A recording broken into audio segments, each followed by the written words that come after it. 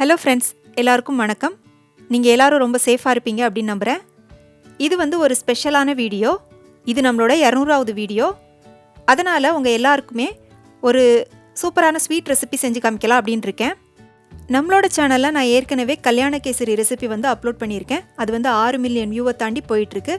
அதே மாதிரி இன்றைக்கும் ஒரு சூப்பரான கேசரி ரெசிபி தான் நான் செஞ்சு காமிக்க போகிறேன். இது பால் கேசரி. கல்யாண கேசரியிலேருந்து கொஞ்சம் வித்தியாசமாக இருக்கும். ரொம்ப நல்லாயிருக்கும். வாங்க எப்படி பண்ணுறதுன்னு பார்க்கலாம். முதல்ல கேசரி செய்ய தேவையான முந்திரியையும் திராட்சையும் கொஞ்சம் நெய்யில் வறுத்தெடுத்துக்கலாம். அதுக்காக ஒரு கடாயில் 1 டேபிள் ஸ்பூன் அளவுக்கு நெய் ஊற்றிருக்கேன். நெய் கொஞ்சம் நல்லா உருகி வந்ததுக்கப்புறமா ஒரு 10லேருந்து 15 முந்திரி பருப்பு போட்டுட்டு அதனால் பொன்னிறமாக வர்றது வரை வறுத்துக்கலாம்.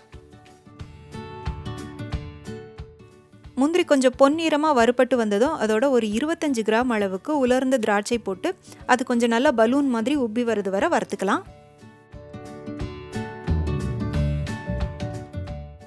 இப்போ முந்திரியும் திராட்சையும் நல்லா வறுபட்டுருச்சு. இதை வேறொரு பாத்திரத்துக்கு மாற்றிக்கலாம்.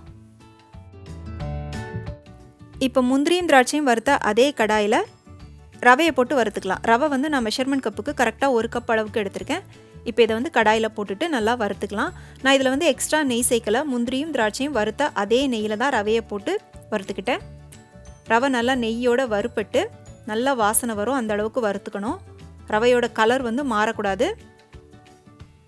பாருங்கள், இப்போ ரவை நல்லா வறுப்பட்டுருச்சு. இப்போ இதை எடுத்து வேறொரு பிளேட்டுக்கு மாற்றிக்கலாம்.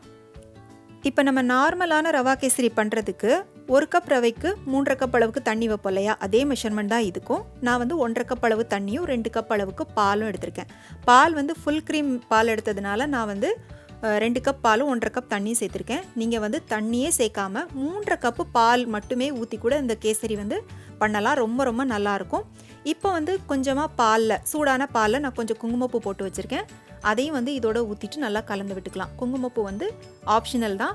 நீங்கள் இதுக்கு பதிலாக ஏதாவது கலர் சேர்க்குறதா இருந்தால் கூட சேர்த்துக்கலாம். இப்போ பால் நல்லா கொதித்து வந்ததுக்கப்புறமா நம்ம வறுத்து வச்சுருக்கிற ரவையை இதோட போட்டுக்கலாம்.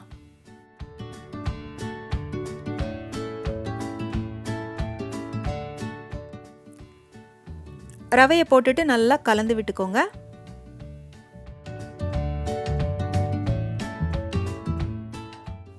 இப்போ இந்த பால் கொஞ்சம் நல்லா வற்றி வந்ததும் அடுப்பை நல்லா லோ ஃப்ளேமில் வச்சுட்டு இதை ஒரு மூடி போட்டு மூடி ஒரு 2லேருந்து 3 நிமிஷத்துக்கு இதை அப்படியே அந்த தம்மில் கொஞ்சம் வேக விட்டோம் அப்படின்னா ரவை நல்லா வெந்துடும். 3 நிமிஷத்துக்கு மேலே வேக விடாதீங்க. ரவை குழஞ்சிடும். ரவை வேகணும், அதே சமயம் குழையாமல் இருக்கணும். அதனால் கரெக்டாக ஒரு 2லேருந்து 3 நிமிஷம் மட்டும் வேக விட்டுக்கோங்க. அது நல்லா வெந்ததுக்கப்புறமா நம்ம இதோட தேவையான அளவுக்கு சர்க்கரை சேர்த்துக்கலாம். இப்போ நான் ஒரு 3 நிமிஷம் இதை கொஞ்சம் நல்லா வேக விட்டு மூடியை திறந்துருக்கேன். பாருங்கள், இப்போ ரவை நல்லா வெந்துருச்சு. இப்போ இதோட நம்ம தேவையான சர்க்கரை சேர்த்துக்கலாம். சர்க்கரை ரவை அளந்த அதே கப்புக்கு 1 கப் அளவுக்கு நான் சேர்த்துருக்கேன். எங்கள் வீட்டில் கொஞ்சம் இனிப்பு தகட்டுற மாதிரி இருந்துச்சு அப்படின்னா யாரும் சாப்பிட மாட்டாங்க. அதனால் நான் 1 கப் அளவுக்கு சர்க்கரை சேர்த்துருக்கேன். இந்த கேசரிக்கு நீங்கள் 1 கப் ரவைக்கு 1லேருந்து 1.5 கப் வரைக்கும் சேர்த்துக்கலாம். கொஞ்சம் உங்களுக்கு கூடுதல் இனிப்பு வேணும்னு நினச்சிங்கன்னா 1.25 கப் சேர்த்துக்கோங்க. தகட்டுற மாதிரி இனிப்பு வேணும் அப்படின்னு நினச்சிங்கன்னா 1.5 கப் வரை சேர்த்துக்கோங்க. சேர்த்துட்டு நல்லா கலந்து விட்டுக்கோங்க. நீங்கள் சர்க்கரை போட்டு கிண்டும் போது அந்த சர்க்கரை கொஞ்சம் இலகிட்டு தண்ணியாகிட்டு வர மாதிரி வரும். நீங்கள் கிண்ட ஒரு 2 நிமிஷத்துலேயே திரும்பவும் அது நல்லா திக்காகி செட் ஆகிடும். இப்போ பாருங்கள், நல்லா திக்காயிடுச்சு. இப்போ இதோட நம்ம நெய் சேர்த்துக்கலாம்.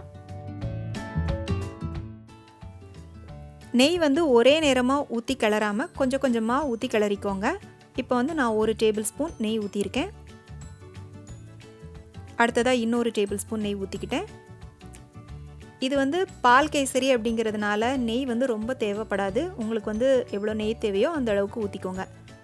இப்போ கடைசியாக 1 டேபிள் ஸ்பூன் நெய் ஊற்றிட்டு நம்ம வறுத்து வச்ச முந்திரியையும் திராட்சையும் இதோட போட்டுட்டு நல்லா கலந்துக்கலாம்.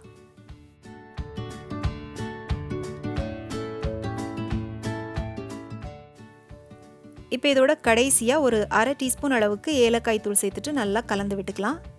இந்த கேசரியில் கல்யாண கேசரிக்கு மாதிரி ஸ்பெஷலாக ரோஸ் எசன்ஸ் எதுவுமே சேர்க்க தேவையில்லை. இது பால் கேசரி அப்படிங்கிறதுனால அந்த ஏலக்காயோட வாசனையே ரொம்ப நல்லாயிருக்கும். அவ்வளோதான், இப்போ நம்மளோட சூப்பரான பால் கேசரி ரெடி ஆயிடுச்சு. ஃப்ரெண்ட்ஸ், நான் ஏற்கனவே சொன்ன மாதிரி நம்மளோட சேனலை பார்த்து உங்கள் வீட்டில் நீங்கள் ட்ரை பண்ணுற ரெசிபீஸை ஃபோட்டோஸ் எடுத்து அதை என்னோட இன்ஸ்டாகிராமில் ஷேர் பண்ணிக்கோங்க. கீழே டிஸ்கிரிப்ஷனில் லிங்க் கொடுத்துருக்கேன். அதே மாதிரி இந்த சூப்பரான பால் கேசரி உங்களுக்கு பிடிச்சிருந்துச்சு அப்படின்னா மறக்காமல் லைக் பண்ணிவிடுங்க. கமகமன்னு மணக்க மணக்க இந்த சூப்பரான பால் கேசரியை இன்றைக்கே உங்கள் வீட்டில் செஞ்சு பாருங்கள். செஞ்சு பார்த்துட்டு எப்படி இருந்துச்சுன்னு உங்களுடைய கருத்துக்களையும் எனக்கு மறக்காமல் கீழே கமெண்ட் செக்ஷனில் சொல்லுங்கள். இந்த ரெசிபி உங்களுக்கு பிடிச்சிருந்துச்சு அப்படின்னா உங்களோட ஃப்ரெண்ட்ஸ் அண்ட் ஃபேமிலிக்கு ஷேர் பண்ணுங்கள். மீண்டும் வேறொரு ரெசிபியோடு சந்திக்கிறேன். நன்றி, வணக்கம்.